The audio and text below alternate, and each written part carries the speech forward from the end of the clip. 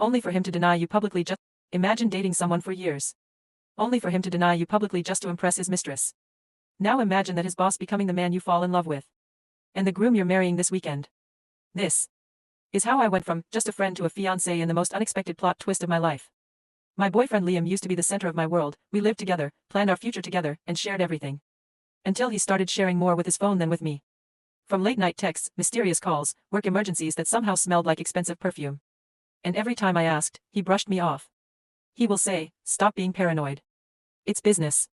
But love shouldn't make you feel unwanted. And slowly, I felt myself becoming invisible. He became colder, meaner, distant.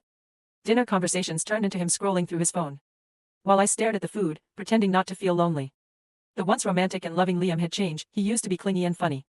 We would talk for hours about our day, and literally everything to the smallest details, but whenever I confronted him on how much he had changed, he always replied furious or nonchalant about it. In his words, "Why are you so dramatic, and you make problems out of nothing?" He started gaslighting me daily. To a point I started questioning my own reality. The breaking point came at his company's dinner. I dressed up, excited to finally meet the people he worked with. His boss, Adrian Monroe, walked up to us tall, elegant, quiet confidence. Who for some odd reasons looked familiar. And Ashley, whose name is practical on his lips any time he is working late, walled behind him closely. He smiled at me warmly and asked, "And who might this be?" Liam didn't even blink before he replied with, "Oh, she's just a friend," she tagged along. For a moment the room went silent for a while and my heart dropped so fast I couldn't breathe. Liam's word just constantly replayed on my mind, just a friend? After everything? I couldn't believe my ears and I just excused myself outside to get some fresh air. Few minutes later, Adrian found me alone. As he walked closer, he asked if he was okay, and if the room was stuffy. I said no with a smile. "I just need some fresh air," I added. And just out of the blue, Adrian said to me, "You deserve someone better." I stared at him blankly and before I could ask him what he meant, he was gone, just his piece of paper, his number was on it and a note that says "Call me whenever."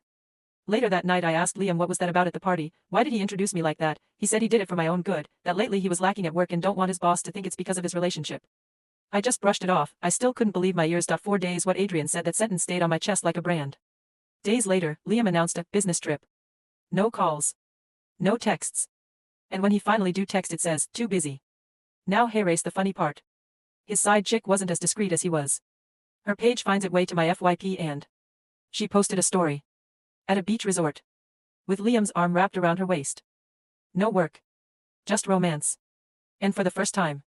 I cry not just for the heart's break but for clues and signs that I ignored. Then it became clear and I simply detached. I didn't want to be dramatic at all. Silent heartbreak is the final stage of leaving.